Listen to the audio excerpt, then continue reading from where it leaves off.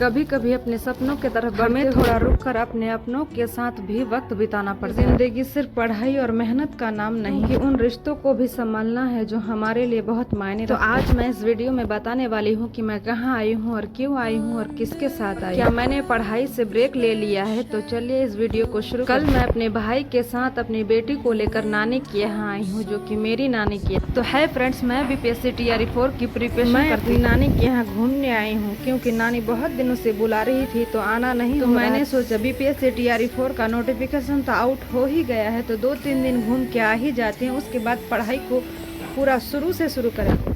हालांकि मैंने पूरी तरह पढ़ाई से ब्रेक तो नहीं लिया। नानी के घर में सुबह हुआ जो सुकून भरा पल महसूस हुआ सबके साथ, मामी लोग के साथ, हमको इतना अच्छा महसूस हुआ कि मैं सुबह उठी तो मेरी बेटी भी जग गई थी, मैं भी मुंह धोई, उसको भी धुलाया। उसके बाद वो बोल रही थी कि मम्मी मुझे बाल बना के दो, तो मैंने भी सोचा अच्छा से थोड़ा बाल बना के दे देते हैं, क्योंकि आज हम लोग घूमने आए हैं तो थोड़ा मस्ती घूमना तो हो ही जाए। नाज भी बहुत खुश है क्योंकि उसके लिए नई जगह है और नए लोग और नई उमंग। हालांकि नाज इससे पहले यहाँ पे आई है, लेकिन तब उस वक्त वो बहुत छोटी थी, उसको सब कुछ समझ में नहीं आ रहा था कि ये कौन है और किसका घर है।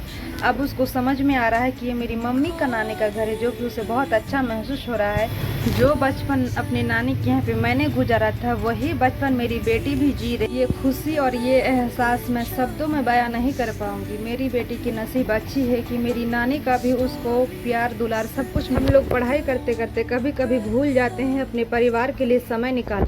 और सच कहूँ तो अपनों के साथ बिताया हुआ पल भी जिंदगी का बहुत ज़रूरी हिस्सा है। लेकिन हमें अपने पढ़ाई को भी भूलना नहीं चाहिए, क्योंकि अपने सपनों को सैक्रिफाइस नहीं करना चाहिए। क्योंकि सपनों को पूरा करने के लिए हर दिन परफेक्ट होना ज़रूरी नहीं है। ज़रूरी है कि हर दिन अपने सपनों से जुड़े रहना, क्योंकि कुछ दिन हम पढ़ेंगे, कुछ दिन हम कम पढ़ेंगे और कुछ दिन घर की जिम्मेदारियों के साथ हमको पढ़ने का मौका ही नहीं मिलेगा। लेकिन हमें बस इतना करना है कि रुकना नहीं है। बीपीएससी टीआरई 4 की प्रिपरेशन करती हूँ, लेकिन मेरी ज़िंदगी में भी ऐसे मौके बहुत आते हैं जब पढ़ाई के लिए समय निकालना बहुत मुश्किल हो जाता है।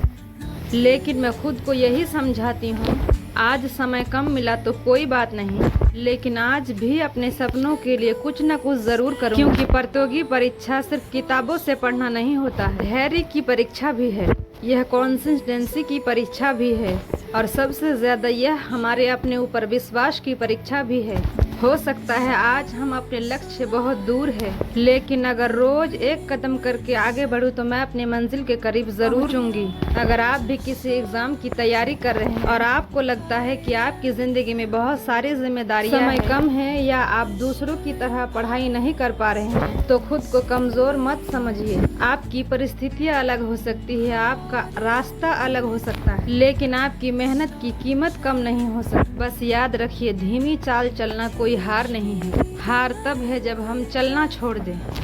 तो मेरी बेटी को देखिए, वो अभी खाना खा रही है, हम आपको दिखाएंगे वो क्या देकर खाना खा रही है। वो तो बहुत खुश है और मस्ती कर रही है और सबके साथ खेल भी रही है, खाना तो अकेले ही खा रही है। तो चलिए देखिए कि नाज क्या देख के खाना खा रही है, और आप हमको बताइए कि ये क्या है।